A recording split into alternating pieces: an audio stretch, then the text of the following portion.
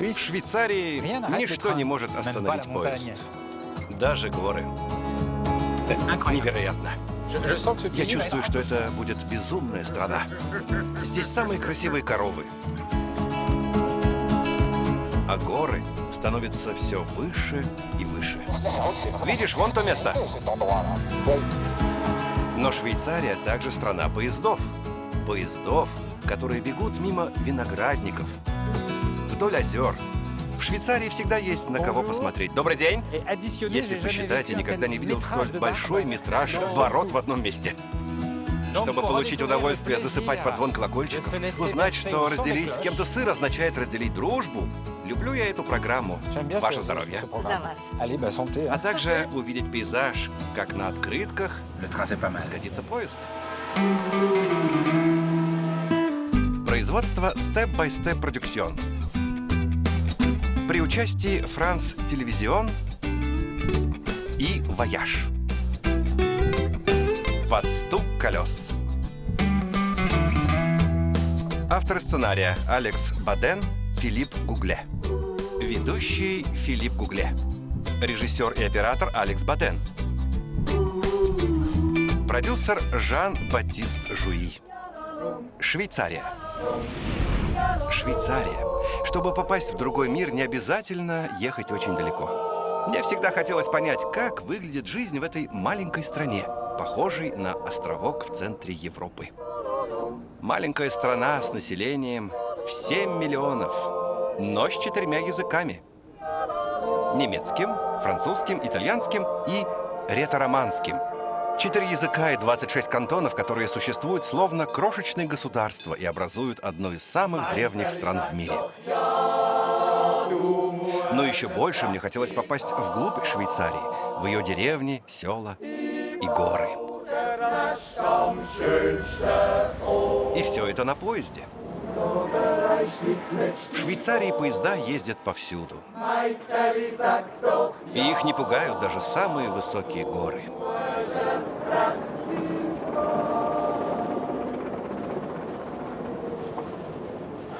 Итак, мой первый швейцарский поезд.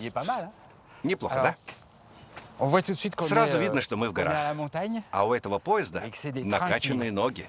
Потому что, смотрите, это самый крутой в мире склон для поезда. И это настоящий поезд. Не фуникулер с 2 кабинками, подвешенными на тросе, и которые, спускаясь, становятся противовесом друг для друга. Этот поезд сам сбирается автономно, за счет собственных мышц. И зовут его Пилатус.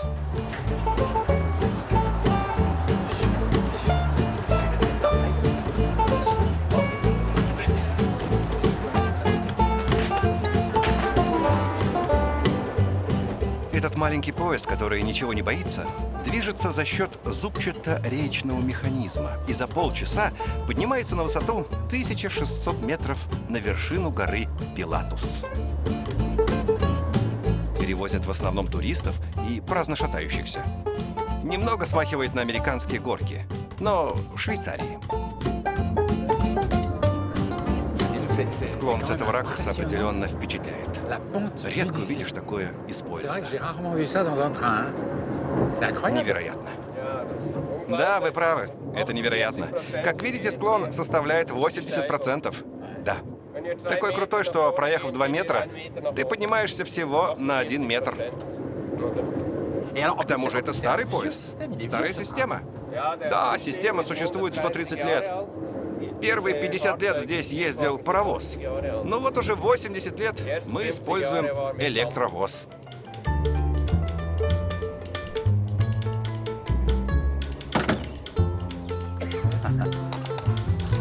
Спасибо. Обожаю такие маленькие остановки. Выходишь среди гор и попадаешь на ферму. Настоящая ферма. Видимо, обслуживается только этим поездом. Добрый день. Гутен таг. Добро пожаловать. Ваша ферма обслуживает только поезд? Да, верно. Иначе только пешком. А ферма появилась раньше поезда или поезд был раньше? Альпийские шале и конюшни существовали задолго до поезда Пилатус. В чем преимущества и недостатки фермы, которую обслуживает только поезд? Если все хорошо организовано, то нет проблем. Нужно просто синхронизировать жизнь с поездом. Но если заболеет животное, тогда придется перевести его в долину только на вертолете. Это не так уж просто. Но мы стараемся. Ясно. Но у вас цветущий вид. Хорошо. Данкишон. Спасибо, до свидания. Спасибо. Вернусь на поезд.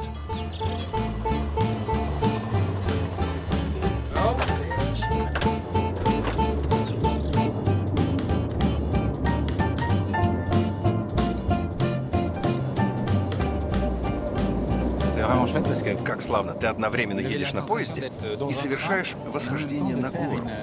И так много километров, чтобы потеряться в Альпах. Эту альпийскую вершину преследует призрак Понтия Пилата, который дал свое имя горе Пилатус. Согласно легенде, Понтий Пилат умер где-то здесь, поэтому гора проклята. И было даже запрещено подниматься на нее из страха прогневать призрака. Просто невероятно. Обалдеть.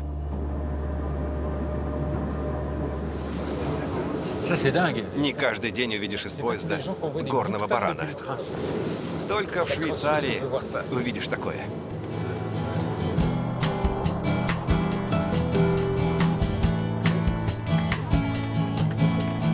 Надышавшись чистым горным воздухом на высоте 2000 метров, я решил спуститься на более приятную высоту. Меня неотвратимо манил один небольшой район, от одного названия которого текут слюнки. Грюйер. Гора Пилатус Грюйер. Зеленый регион, где кажется, будто время течет очень медленно. Тут царит абсолютный покой. А единственная музыка — перезвон колокольчиков. Обожаю звуки колокольчиков на коровах. Освежающий звук. Словно опля. Освежающий душ. Давайте, давайте! Пошевеливайтесь! Пошевеливайтесь!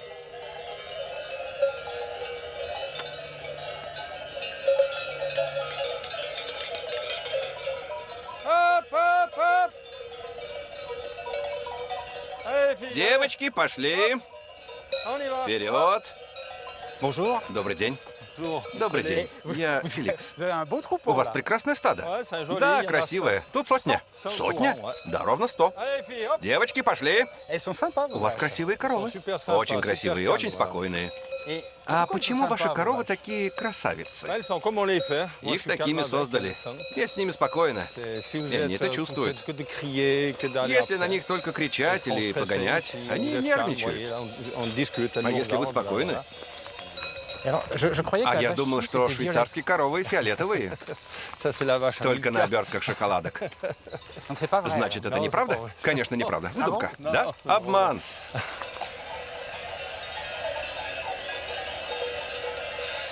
Это успокаивает. И правда успокаивающее зрелище пасущейся коровы. Обалдеть можно, как тут здорово. Любопытно наблюдать. Хотя я удивлен, что это действительно успокаивает, несмотря на шум, который они производят. Да, я записал на кассету звуки посреди луга, а затем еще одну кассету пасущихся животных. А зачем? Ну, это успокаивает. Если зимой ты перенервничал, то, чтобы заснуть, можно поставить эту кассету. Лучше снотворного действует. Вы слушаете перезвон ваших коров, чтобы заснуть? Именно так. И что, помогает? Еще как. Никогда не дослушиваю до конца. Однако это дьявольский шум. А борода обязательно для пастуха? Вовсе нет. Просто так повелось. Когда раньше люди поднимались на альпийские луга, у них не было ванн, как сегодня. Не было горячей воды. Они отпускали бороды, а когда спускались, сбривали или делали, как я, отпускали еще больше. Это признак ленности? Да, можно и так сказать. Ясно. Пошли.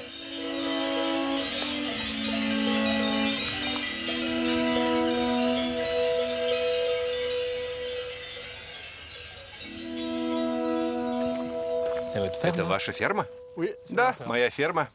И прекрасное шале. Да, красивое. Добрый день. Добрый. Да тут полно бородачей. Да. Как жизнь? Нормально. Привет, Феликс. Привет, Поль. Нормально? Да, хорошо. Что происходит? Сбор бородачей? Вас тут много. Да, иногда мы собираемся, болтаем, поем, спорим. Поете? Ну да. Да, поем. Значит, бородач должен иметь не только бороду, а еще что-то? Конечно. Мы гордимся нашими традициями, землями. Мы люди, которые сохраняют свои ценности. У нас еще сохранились ценности. Это точно. Мы твердо стоим на ногах, любим жизнь в деревне. Среди нас нет хипстеров и банкиров. Нет банкиров? Нет адвокатов. А есть бородатые банкиры? Неважно. Хотел бы я такого увидеть. Стало быть, вы рады повстречать бородачей? Да вас тут полно. Да, конечно. Добрый день. Добрый день. Здравствуйте. Здравствуй, здравствуй. Добрый вечер. Если посчитать, я никогда не видел столь большой метраж бород в одном месте. Это невероятно. Привет, Жан-Пьер. Здорово, Поль. Бородачи собираются вместе, удовольствия ради? Ну да, такова жизнь. Все бородачи Грюйера знают друг друга. Мы все знакомы друг с другом в Грюйер. Но мы говорим Грюйер. Нет, мы говорим Гривир. Гривир? Да, я запутался. Гривир означает Грюйер? Ну да, уже чему-то научился. А я могу сказать, что хочу съесть кусочек Гривира? Нет, только Грюйер. Это совсем другое. Это не сравнить. Сыр — это вам не местность. Стало быть, я в Гривире и отведаю Грюйер, верно? Я в Грюйере и отведаю Гривир. Неправильно? Нет, нет. Так нельзя говорить. Нет. Нет. А вот и другие коллеги. Снова бородатые. Да тут просто армия бородачей.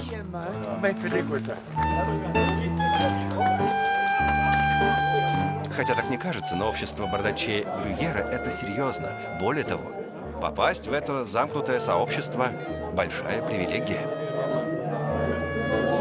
Похоже на летний лагерь Дедов Морозов.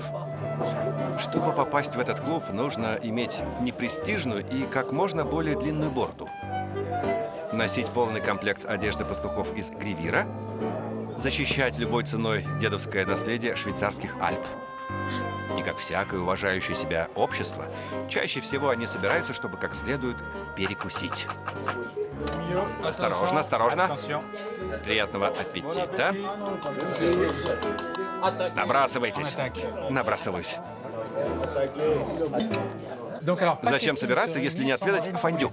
Конечно, фондю создает дружбу. Фондю создает дружбу. Мы едим из одного котелка, беседуем. А что вы кладете в настоящее швейцарское фондю? Какой именно сыр? Потому что это спорная тема. Здесь 50% Грюйера, настоящего швейцарского сыра. А что такое Грюйер? Грюйер — это альпийский сыр. Сыр из кантонов Фрибур и Во. И в отличие от Эмменталя, у него нет дырочек. Вы сказали кое-что потрясающее. Вы мне дали невероятно важную информацию. Вы сказали, что у Грюйера нет дырочек. У Грюйера нет дырочек. У Грюйера нет дырочек. Нет. А почему тогда мы покупаем Грюйер, просим сыр с дырочками? Это ошибка, которая длится годами, если не веками. Надо исправить, потому что для французов Грюйер — это сыр Эмменталь. Это он в дырочках. Вот и повелось, что швейцарский сыр в дырочках, но мы его путаем. Да, уже из поколения в поколение. Это вписано в мозги людей, и изменить сложно. У Канте нет дырочек, у Бафора нет дырочек. Французы сильно отстают от швейцарцев. Что? Французы сильно отстают от швейцарцев, да? В усвоении многих вещей. Какой смелый. А что будет, когда мы доедим фондю? Тогда мы точно споем. Споете? Споем. Мы споем наш национальный гимн о Грюйере и наших коровах. Ладно. Устраивает? Полностью.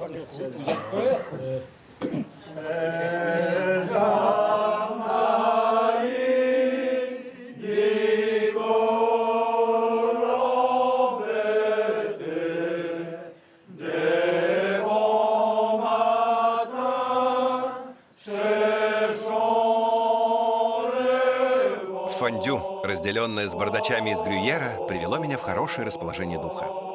Традиции здесь ненавязчивые. Они глубокие и легкие одновременно.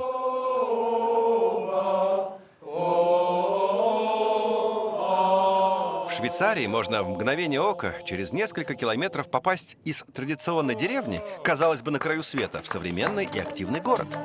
Здесь города в сельской местности. Я сел в поезд, чтобы попасть во Фрибур.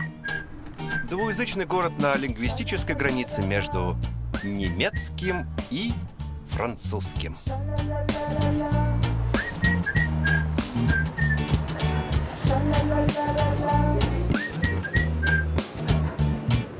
Вокзал Фрибура – это перекресток, от которого каждый день сотни поездов отправляются во все концы страны.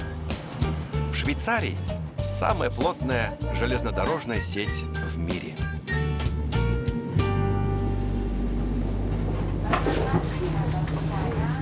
Добрый день. Добрый день. Я могу сесть рядом? Да, конечно. Я узнал, что швейцарцы в среднем 59 раз в году пользуются поездом, тогда как французы всего 17. Какая разница? А вы пользуетесь поездом, потому что... Лично я пользуюсь по экологическим причинам. Стараюсь всегда экономить наши ресурсы по мере возможности. И если есть поезд, то зачем ехать на машине? А чем, по-вашему, отличается экологическое сознание в вашей стране, где природу и так содержат почти как сад? Именно поэтому мы любим свою природу, дорожим ею. Люди гордятся тем, что живут в таком прекрасном месте. Им не хочется разрушать ее или расходовать ее ресурсы. Нужно уважать окружающую среду, поддерживать ее, не тревожить. Это очень важно в Швейцарии. Не тревожить других своим шни. Чем? Шни. Это означает приставание. Вашим шни? Да. То есть нельзя тревожить мир соседа своим шни? Верно. Это не скромно. Это отвлекает. Я заметил, когда разговариваешь тут с людьми в поезде, они замкнуты, сдержаны. Но затем они охотно болтают. Да. Все любят внимание к себе. Всюду. Да, в Швейцарии люди сдержаны, но когда видят интерес к себе, позволяют себе открыться. И говорят с удовольствием. А так они не разрешают? Не хотят мешать. Ясно. Интересно, какими им тогда представляются французы? Ну, Как они смотрят на французов? уверены, что хотите услышать? Да. Я работала со многими французами, и верно, их способ привлечь внимание здесь не одобряют. То есть? Они привлекают к себе слишком много внимания, излишне шумливы. Их не любят? Не любят. Но поскольку тут все больше и больше французов, привычки меняются. Их способ поведения противоречит нашим традициям. Особенно на работе. Они ругаются, жалуются, не хотят обсуждать. А мы обычно все обсуждаем, чтобы прийти к консенсусу. Мы пытаемся найти решение. Но спокойно. Спокойно. Большое спасибо. Пожалуйста, счастливого пути. И почаще смотрите в окно, потому что тут великолепно. Да, тут красиво. И то верно. В поезде стесняешься заговорить с соседом, потому что хочется любоваться пейзажами. Это верно, стесняешься, но пожалуйста. Спасибо. Счастливого пути. До свидания. Фрибур и Менталь. Швейцария так живописна, что не надо ехать далеко за впечатлениями. И путешествие по этой стране напоминает поход в сырный отдел магазина. Я сейчас нахожусь в регионе Эмменталь, где делают сыр и менталь с дырочками. Настоящий. Не то что грюйер, который, напомню вам, без дырочек. Здесь говорят на немецком диалекте, и повсюду небольшие прелестные хозяйства, которые живут за счет сыра.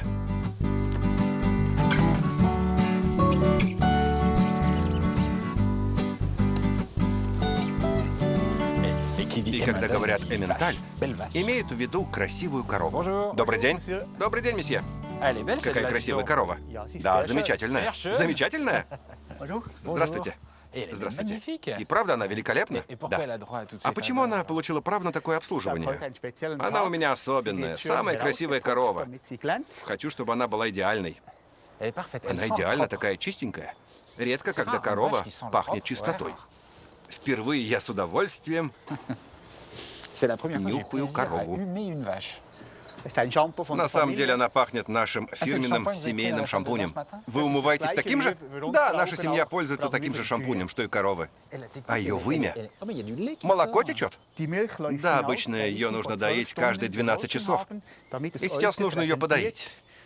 Но я жду, когда ее соски надуются. Потому что я собираюсь сфотографировать ее днем. Сегодня у коровы будет фотосессия? Да, она это заслужила.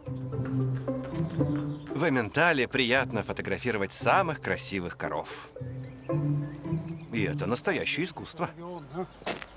Для начала нужно устроить студию на пленэре, поиграть в садовника и терпеливо приручить королеву дня.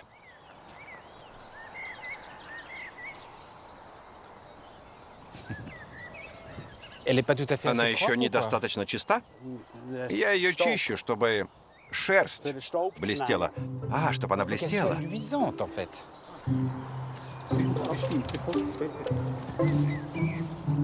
А что вы наносите на ноги? Лак. Специальный белый лак для лошадей. Проблема в том, что у коров часто бывают отметины в районе суставов. А этот лак позволяет маскировать их, как на карнавале.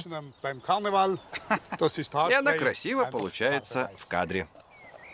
А хвост по последней моде должен быть распушенным? Да, так модно. Да, и так красиво.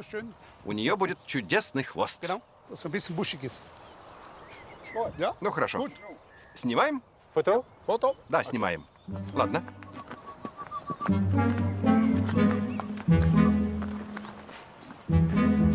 Хотя на первый взгляд наша звезда выглядит покорной, сложно уговорить ее принять идеальную позу.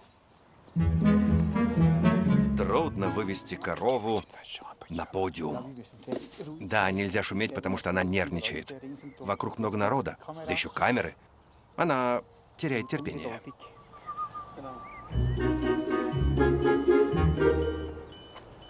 Нужно, чтобы ноги стояли вблизи до сантиметра. Но она двигается, будет сложно. Да уж, трудно вывести корову на подиум.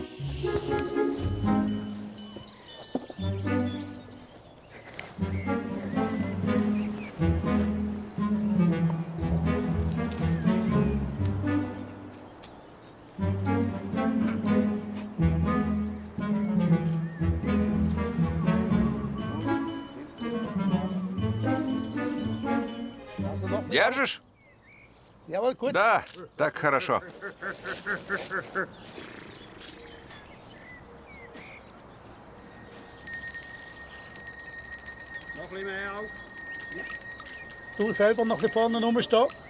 Обалдеть.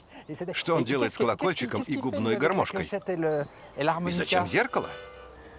Непонятно. Когда шумишь перед ней или показываешь зеркало, это привлекает ее внимание. Уши становятся торчком. Она поворачивает голову и тянется вперед. А это именно то, что нам нужно. Но с ней зеркало не сработало. Видимо, она предпочитает музыку и гармошку. Ей не нравится ее вид? Ну, не знаю. Обычно срабатывает. Они любят вертеться перед зеркалом. А это... Ку-ку. Что ты думаешь? Что ты видишь? Ну, смотри. Наконец-то понравилось. Что она делает? Хотела бы я знать, что она думает и что видит. Забавно, требуется точная процедура съемки. Вообще-то все просто. Нужно всего лишь любить коров. Должно быть желание подойти к ним, потрогать.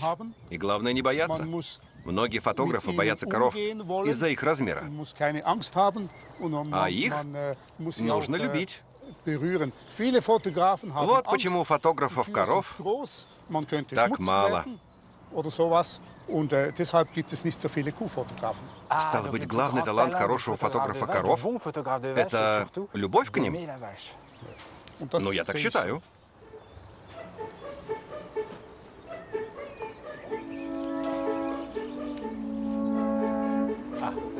Сложно. Она мотает головой. Подойди вот так. Идеально. Замри. Получилось? Да, она стояла спокойно. Так идеально.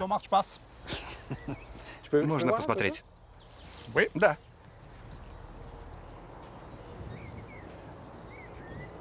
Да, да, стоит.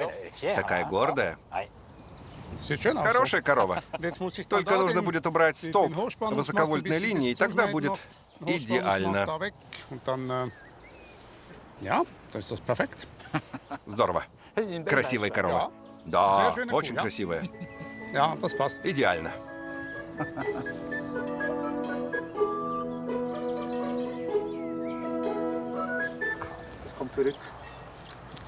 Ну вот. Так она благодарит вас. Это значит, она довольна? Много выпила. А что вы делаете с фотографией? Поместите в гостиной? Что с ней будет? Да, но не только в гостиной. Я надеюсь, что снимок напечатают в официальном журнале, чтобы все увидели, какие у меня красивые коровы. Эта корова станет звездой. Да, возможно, она прославится. Надеюсь, многие быки захотят ее, чтобы наша история продолжалась. Невероятно. В Швейцарии существует необъяснимая смесь юмора и серьезности, заботливо ухоженных ландшафтов и маленьких уголков скромного безумия. Эмменталь, Свайзимен. Например, этот поезд в регионе озера Лиман словно бы приехал сюда из прекрасной эпохи. Кажется, будто он появился здесь, чтобы покрасоваться и чуть-чуть развеяться. Однако это регулярный поезд, который ходит по обычному расписанию по одной из линий. На него не нужно бронировать билеты. Он служит для поездок к бабушке или на работу в атмосфере 30-х годов. И все по маршруту в несколько сот километров. Для обычного регулярного поезда он выглядит весьма достойно. Создает хорошее настроение с утра.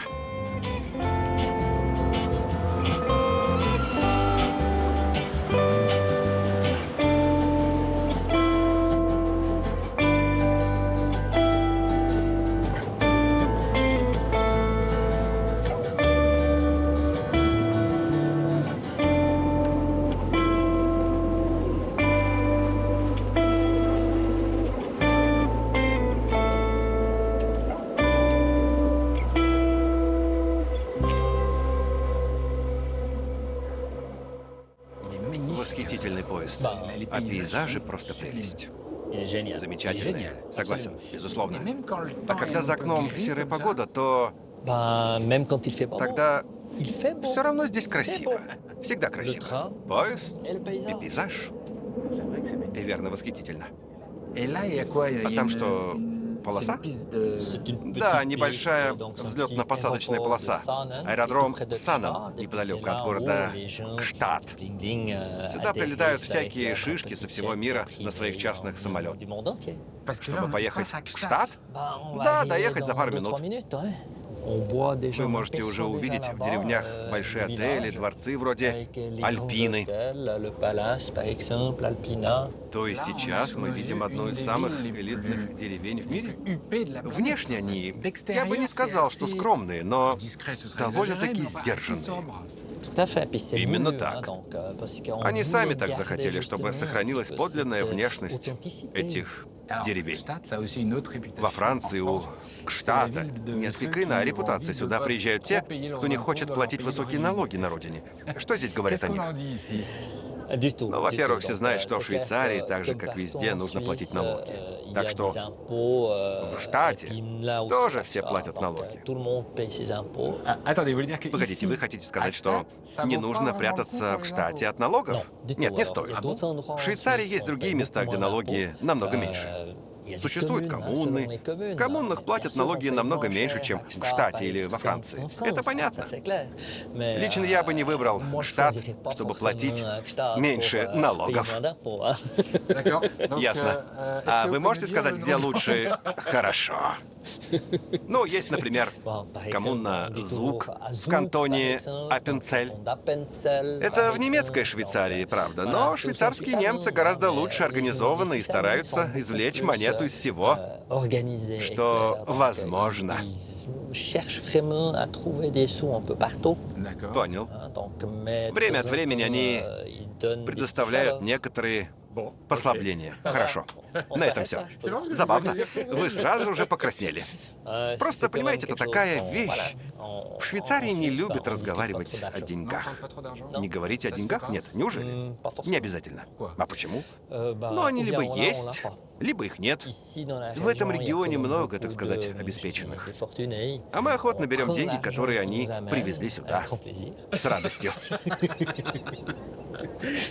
И все. И все. Достаточно. Цвайзимен, Кштадт.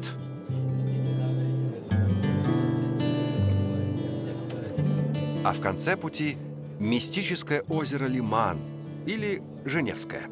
Оно мне напомнило, что в Швейцарии вода повсюду. Это самое большое озеро в Западной Европе с уникальным пейзажем.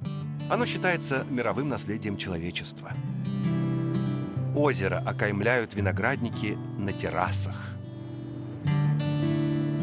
Женева, Монтрeux, Лозанна – это звезды на берегах Лимана.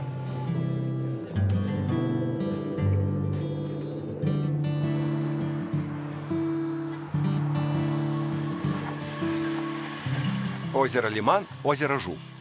А я продолжаю путешествовать в долину Жу в швейцарском горном массиве Юра. Сейчас в самом большом лесу страны мне назначена встреча с Марианной и ее мужем, лесорубом и бывшим лесником. Я найду их возле дерева, тщательно выбранного Марианной. Bonjour. Добрый день. Добрый. Это оно? Оно. Оно вам понравилось? Вроде бы да. У него красивая кора. Красивая кора? Да, ровная. Полностью покрывает дерево, нет проплешин. Надеюсь, что кора не окажется жесткой. А вам нужна мягкая кора? Мы должны снять ее, ободрать, снять верхнюю кору, чтобы увидеть, что под ней. Все это нужно для производства сыра. Постойте, вы срубаете дерево, чтобы использовать его кору для приготовления сыра? Да, остальные части дерева мне не нужны. Оно отправится в столярную мастерскую. Так. А я возьму то, что пойдет на изготовление сыра. Сыра? Да. Это будет запах сыра? Так пахнет сыр. Вот именно, так будет пахнуть сыр. Сейчас последние минуты жизни дерева. Да, но не смотрите на это с такой стороны. Оно даст возможность вырасти другим саженцам. Это не грустно? Нет, это дерево используют для многих других вещей. Но если бы я услышал, что должен умереть, чтобы уступить место молодым, я бы не стал прыгать от радости. Ну, не знаю, испытывает ли оно те же чувства, что и мы. В целях безопасности вам лучше отойти на 2 длины дерева. 2 длины дерева. А как их рассчитать? 2 длины. Отсчитайте примерно 99 шагов.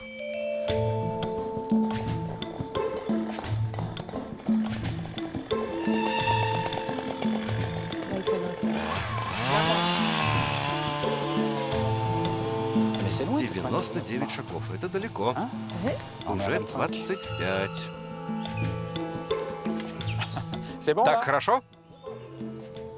Поберегись!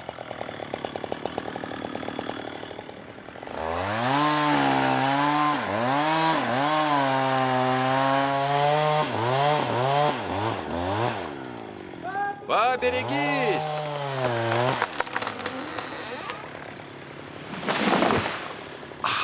А звук?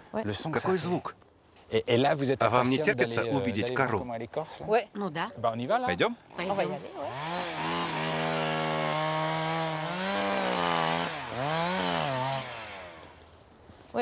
Хорошая. Хорошая? Да. А чем именно? Объясните. У нее хорошая толщина. Та часть, которая нужна мне, толстенькая. Видите? Вот эта мягкая часть? Да, да, да. Какая мягкая. Именно она дает запах и вкус. Пахнет свежей древесиной. Да. Но она еще мокрая. Да, видите, сколько сока. Так значит, именно эта мягкая часть между стволом и корой пойдет в сыр, Ну да, она самая. и она даст вкус. Да, придаст вкус. Она будет лежать с сыром в подвале. Этот загадочный сыр называется вашрен. Вашрен – Золотая гора.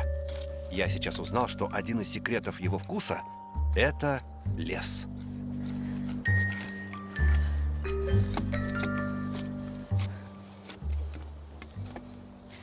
Вы тяжело дышите? Есть такое дело. Хотите попробовать? Да. Как называется эта профессия? Кабанчик. Кабанчик. Кабанчик, дикая свинка. Кабанчик. Да. Мы шерсть снимаем. Шерсть – это слой, который вы снимаете? Да. Но вы тогда кабаниха. Угадали. Однако так не скажешь. Ну и что? Срезайте не глубоко. Не нужно задевать сухие слои. Они мне не нужны. Стоп, погодите. Стоп, стоп, стоп, стоп. Видите? Я не справился. Я что, все испортил? Этот кусочек испорчен. Я вам шкурку попортил. Вот именно. Тогда возвращаю.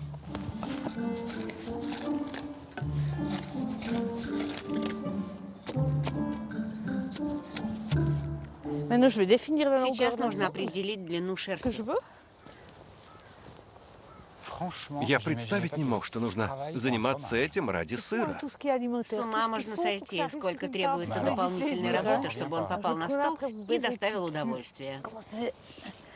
Я вам позже покажу. Это еще самая легкая часть. Поразительно. Она такая живая, действительно похожа на шерсть. Еще попробуйте. Да. Снимайте. 2 руками. И не нужно сильно нажимать. Легонько. Чуть-чуть. Срезайте. Дальше. Понял. Забавно. Это еще легко. Да, легко. Готово. Ясно, вы срезаете кусками. Ясно. Я не знаю, как начать. Ну, давайте. Как взяться-то? Как? Вот так? Да, хорошо. Легонечко, Легонечко. Чтобы не было потом мучительно больно, не используйте плечи, работайте руками. И сколько нужно заготовить таких шкурок? По-разному. За полдня 300-400 метров. Действительно, плечи уже ноют.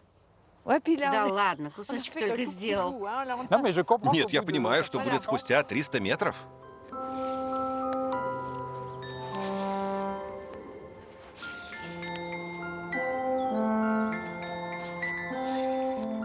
Что скажете?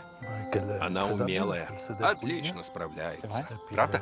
Да, она полна желания, потому что срезать и отрезать эти шкурки снова и снова — это уже много само по себе значит. Но нужно будет еще отнести их в машину. Так что она очень смелая. Считайте вашу жену смелой? Да, чтобы работать в лесу, нужно иметь сильный характер. Если ты слабохарактерный, то не выживешь в лесу. Вы такие милые оба в лесу. Спасибо. Мы родились не в капусте или на дереве, но всегда были частью природы.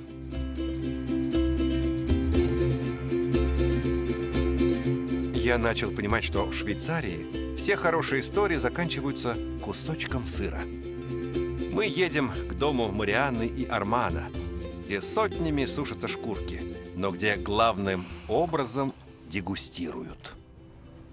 О, ваш Рен, Золотая гора. Можно взять так? Чудесный запах. Странно, действительно запах похожий... Да, и чем он ближе к коре, тем... Вот, видишь шкурку? Вы сами это сделали? Деревянная коробочка. Шкурка окружает сыр по кругу. Попробуем? Да, только выложим на доску. Отлично. Вы уже нарезали на кусочки. А ваш муж умеет резать. Безупречно. Мы поменялись ролями. Мы должны все съесть до самой шкурки? В какой-то мере. Это всегда становится дилеммой. Отлично, я обожаю свою программу. Ваше здоровье. За вас. Хотя без алкоголя. А лесоруб не будет пробовать? Сделать тебе, Арман? Идите сюда. Отличный вкус. Прекрасно. Какой вкусный, чудесно. Какая вкуснятина. Мы в горах Юра. Небо ощущает запах древесины, шкурки. Вот именно. Я с радостью провел этот день с вами. Спасибо, я тоже с удовольствием провела его с вами. Думаю, я полюблю Швейцарию. Это царство спокойствия, но всегда с каким-то сюрпризом, а за спокойствием скрывается чревоугодие. Под конец я оставил мифический культовый поезд в Швейцарии. Он отправляется со станции Сен-Морец, знаменитой станции горнолыжников. Незаменимый экспресс на ледник. Поезд, который за 7 часов пересечет 290 километров в горах и поднимется на высоту 2000 метров. Для путешественника это не только технический подвиг, но и целый спектакль. Честно, становится все лучше и лучше. Я словно в аквариуме, пузыре, который плывет по горам. И все это час за часом среди бесконечной красоты. Не каждый день едешь в таком поезде среди вечной красоты. И посмотрите, все по-настоящему.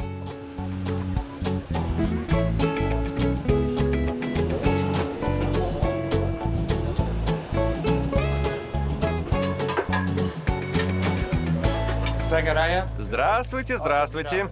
У нас 28 заказов для первого класса. Ясно? Да. И солонина. Это кухня? Да, наша кухня. А это шеф-повар. Добрый день, шеф. Можно с ним поговорить? Конечно, прошу. Как дела? Отлично, спасибо. У вас самая потрясающая кухня в мире, потому что вокруг панорамные окна, и можно готовить среди восхитительного пейзажа. Это очень даже неплохо. Вы правы, тут красиво. Очень красиво.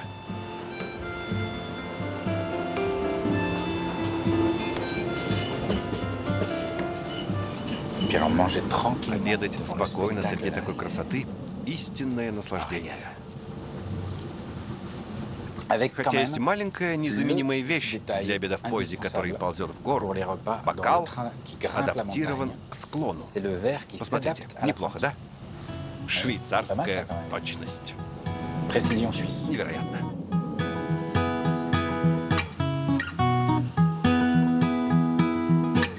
Сен-Морец, Цермат.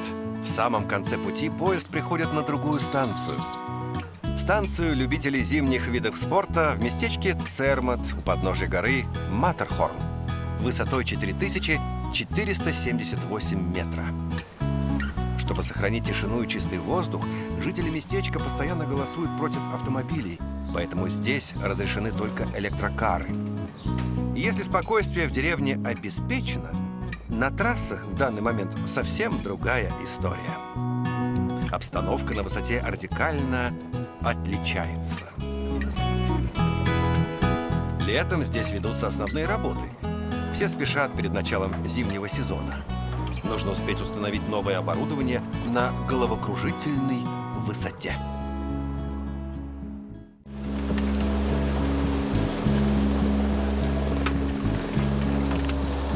А вот это совершенно безумная штука, потому что, хотя с виду не скажешь, а в Цермате сооружают самую высотную подвесную канатную дорогу в мире.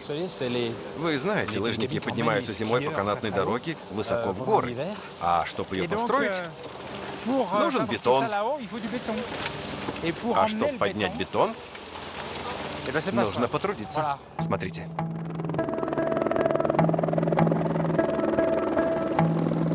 Впечатляет. И когда он приземляется, хочется оказаться подальше от него.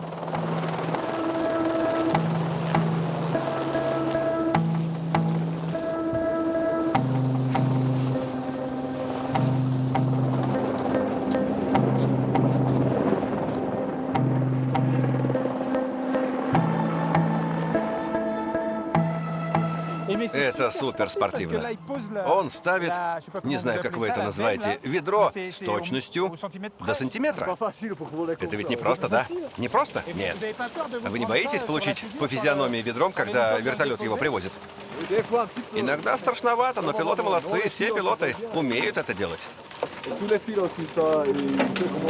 Они мастера своего дела. Меня поражает скорость их работы. Да, на рейс уходят 3 минуты. 3 минуты с учетом всего? Взять, поднять и опустить? Да, примерно 3 минуты. Ясно. Он возвращается. Без остановок.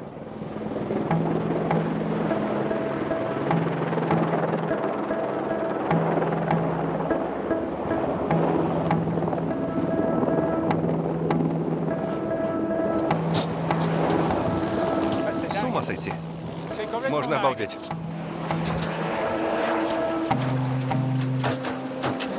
Сколько рейсов должен выполнить вертолет, чтобы перевезти бетон? Сегодня выработает 13 кубических метров. Значит, примерно 50. 50?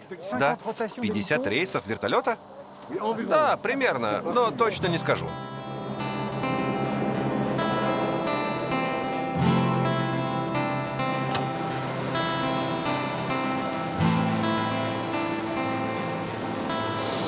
Он прилетел, чтобы заправиться. Пожалуй, я воспользуюсь этим.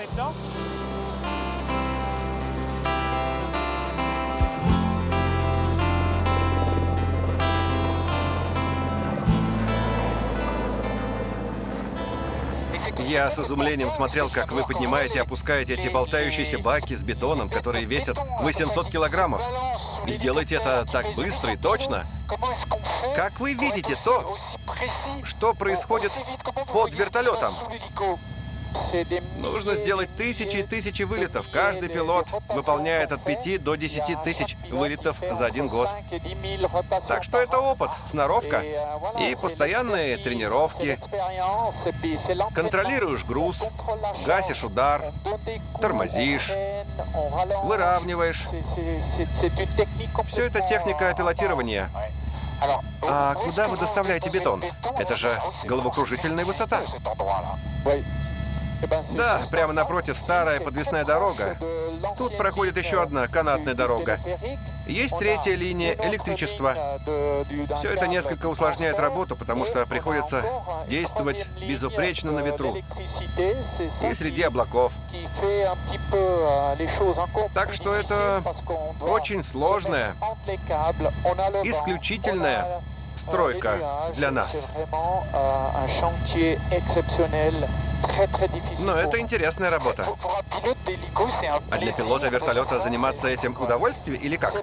Удовольствие, потому что так мы расширяем свой опыт. Но с другой стороны, это очень и очень трудная работа.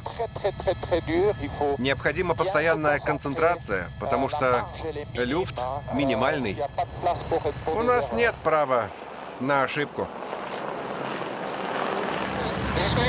Мне представлялась Швейцария спокойной и мирной. И тут вдруг совершенно иное представление о стране. Ну, хорошо, что можно немного изменить мнение. Что тут есть не только мирные горцы.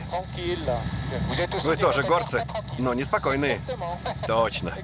Это верно. Я бы сказал, что мы настоящие горцы. Хорошо, но будьте осторожны. Что-то мне тут не нравится. Да, конечно, поэтому я вас высажу. Я обязан вас высадить здесь, а потом я попрощаюсь. И как знать, может, еще увидимся. Охотно. Хорошо, до свидания.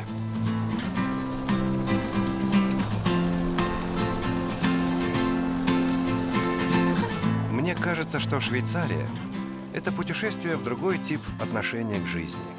Здесь важно жить как можно лучше и, насколько возможно, спокойно. Суметь заставить жить в мире в течение веков 26 кантонов с разнообразными диалектами, 4 официальными языками на небольшой территории – это настоящий подвиг, уникальный опыт. Умение общаться, находить взаимные компромиссы, обладать юмором. В целом, Швейцария – это высокоточные часы.